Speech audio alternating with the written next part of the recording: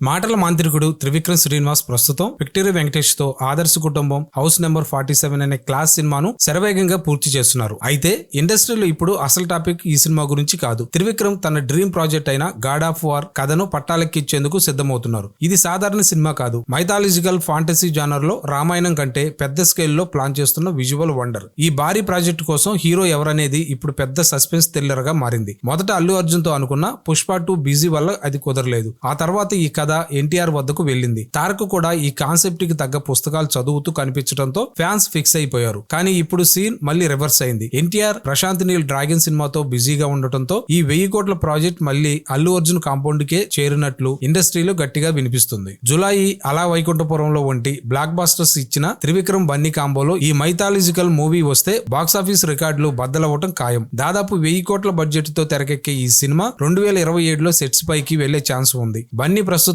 అట్లీతో చేస్తున్న project Trivikram Venkatesh cinema పూర్తయ్యాక ఈ గాడ్ ఆఫ్ వార్ మొదలవుతుంది. మరి చివరికి ఆ యుద్ధ దేవుడిగా కనిపించేది బన్నీనా లేక ఎన్టీఆర్ అనేది తెలియాలంటే అధికారిక ప్రకటన వచ్చే వరకు ఆగాల్సిందే.